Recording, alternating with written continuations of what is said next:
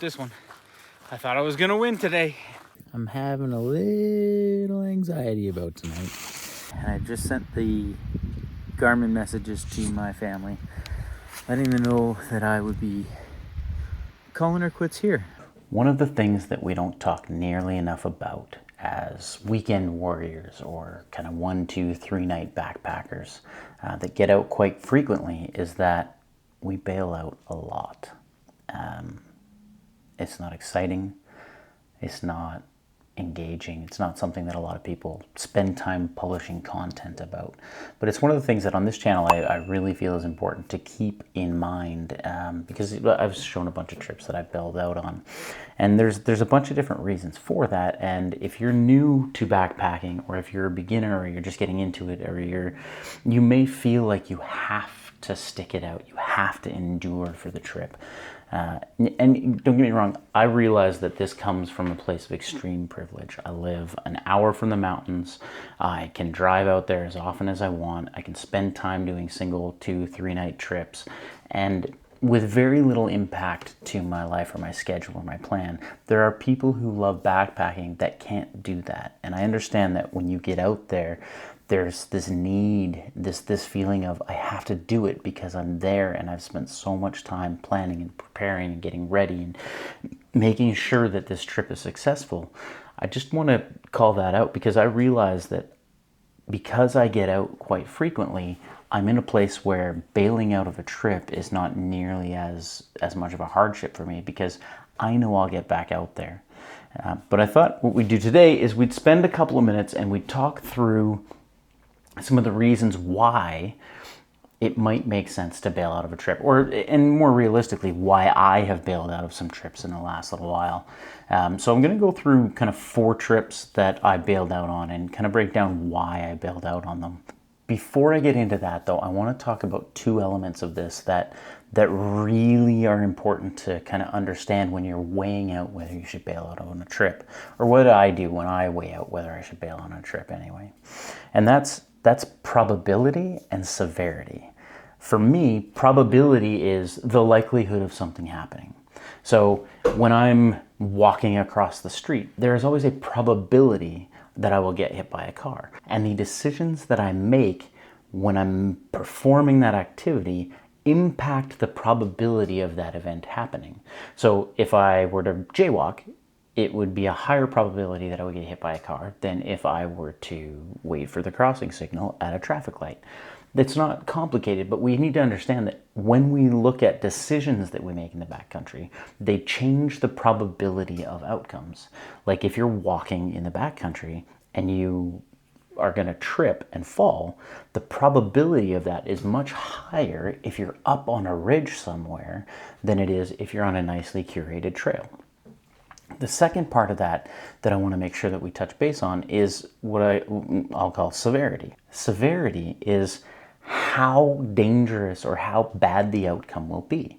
So if I'm walking up on a ridge, the probability of me tripping and falling is higher, but the severity of the result is also much higher than if I'm just walking along a curated trail. I didn't die. Good. In the spring of 2023, I had been backpacking for 3 or 4 years, and mostly summer and fall stuff, and I was aching to get out to the woods, aching for the mountains, and just wanting to get out, spend the night in the mountains, and enjoy nature. And one of the things that I ran into was the trail that I had picked had a water crossing at the beginning. Now I had been to that trail and I had hiked that trail about a month previous when it was covered in snow and ice. And I thought, oh, awesome. I know how high the rocks are. I know where that water crossing is, and I know I can get across that. So I thought, I'm going to go back there. It was only 4 or 5 kilometers. I'm going to spend the night in the mountains and I'm going to really enjoy an early spring trip. It was May of 2023. So I get out there, and as I'm walking along towards this water crossing, I had completely misjudged the water. The difference that few weeks to a month had made was the difference between frozen and ice and easily walking across that water crossing and it becoming this 4 feet deep, silty glacial melt fast running runoff that became terrifying for me to cross. And I kind of thought about it while I was out there. I tried for probably an hour to find a good place to cross, and I came to the decision that the probability of me getting super just doused with water having made this crossing, if I made it, would have been really, really uncomfortable. Now, the severity of that is not as bad, right? I had the equipment to get dry. I had the equipment to stay warm. I had the gear that I needed to have a fire and all that stuff. So I wasn't worried about safety.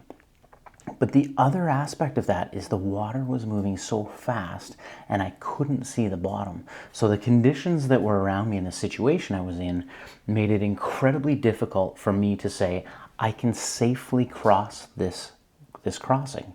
I didn't trust my ability to stay sure-footed, to not get completely drenched and soaked from the waist down, to not twist my ankle because I can't see where my feet were landing. So those things combined increased the severity and the probability of something happening that was really dangerous at that water crossing. So again, I just decided to go home. Coming into this winter, I thought, I'm going to really stretch myself. I'm going to go a little bit later in the season. I'm going to try and get a further into the fall trip. It was about this time, so today is November 9th, and at the time I think it was November 14th, so really close in the year to where we are right now.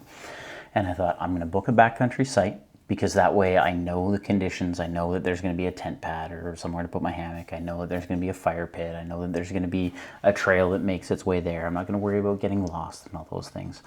And the temperature was supposed to drop overnight to around -8.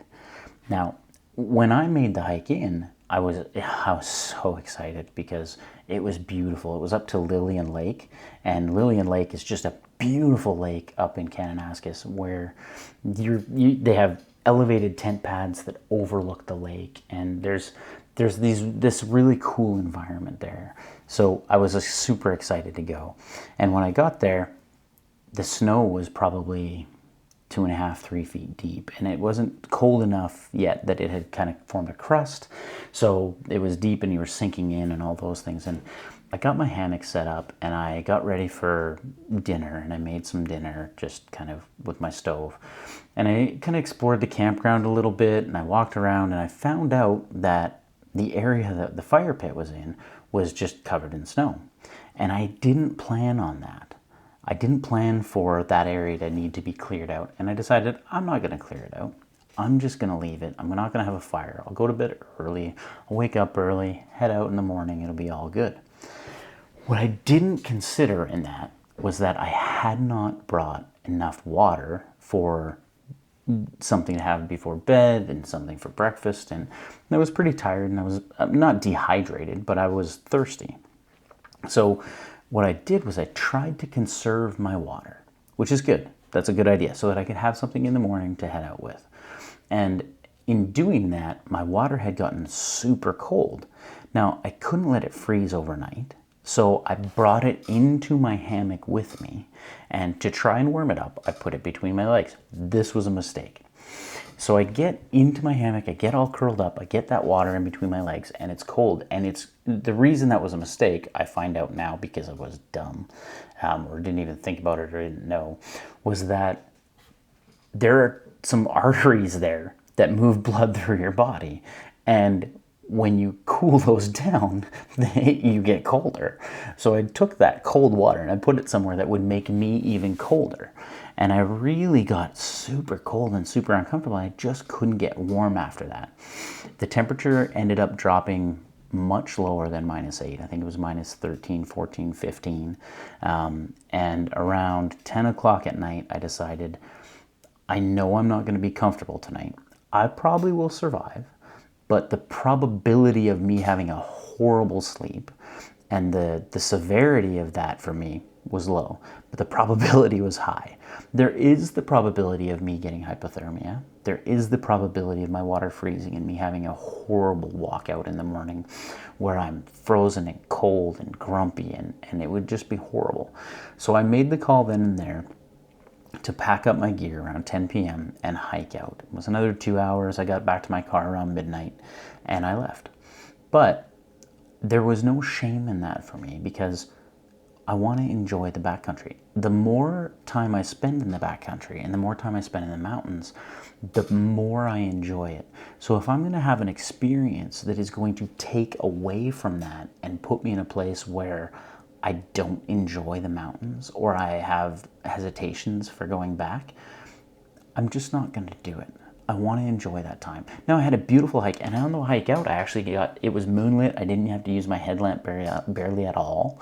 And the snow was bright with the moon, and it was just beautiful. It was actually one of my favorite hikes out of anywhere was when I bailed on this trip overnight and came out in the middle of the night when the moon was up and the snow, and it was gorgeous. This summer, I had the opportunity to do a section of the Great Divide Trail, Section B. Not all of it, just a section of it, but it's a part of that trail that I have been meaning to do and wanting to do for a long time. It's actually the reason I started backpacking was to get onto the Great Divide Trail, and Section B is the section that I have wanted to start with. And this is my first opportunity this summer to take that. So I had 4 days booked. I was going to hike into Cataract Creek and hike all the way down to Coleman. It's about 120 kilometers. And I was really excited. I was really stoked about it. And it was something that meant a lot to me. And on that trip, when I got to Dutch Creek on the third day, what I realized was that the course that I had mapped on Gaia on my phone was not actually the trail for the Great Divide Trail. The course that I had mapped ran along the access road out to Coleman from Dutch Creek, and it didn't run the way I wanted to go down through Window Lake and down into Coleman. And the challenge that I had was that I had lost that trail on that trip, and I had needed my GPS to get back on the trail more than once. I'm 25 kilometers into a day, and I don't know where I am. And I knew that I didn't trust myself with just a straight up map and compass to follow this trail with the paper map that I had. I really had to weigh the probability of getting lost and the severity of getting lost. It was a really hard decision for me because that meant that trail and that section and that plan meant so much to me, and it was probably the closest I've ever felt to knowing I was about to make the wrong decision. Sometimes there are things that you just cannot plan for. And this last trip this summer that I bailed on, it was another amazing trip, but there was no way for me to mitigate the risk and the probability and the severity of the things that were taking place.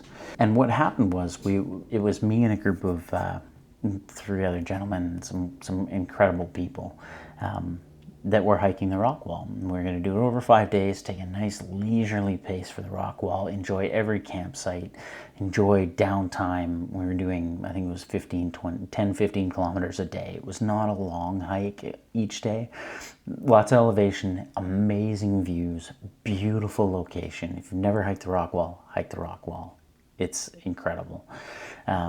But what happened was we get down to Tumbling Creek, and there's a nice fire pit there. There's a nice, as the way it's laid out, you've got a fire pit on one side and kind of the communal eating area and things like that with the bear lockers.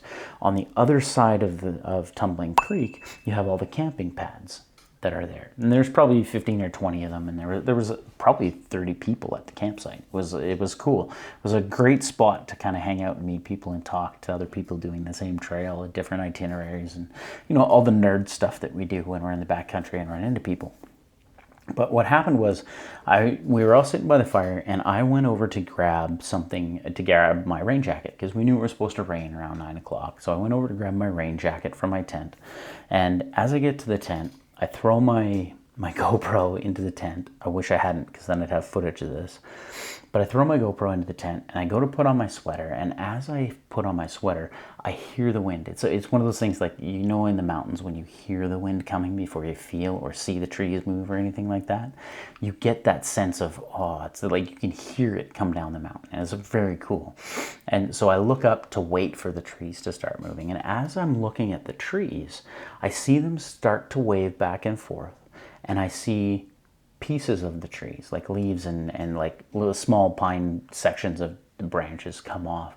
And then I start to hear the trees bend, and you get that creaking sound. As that started to happen, I started to see 100-year-old trees that are a foot to 2 feet in diameter at the trunk starting to bend and snap, and the sound of snapping trees, and these trees falling within 15 or 20 feet of the tent pads that are out there.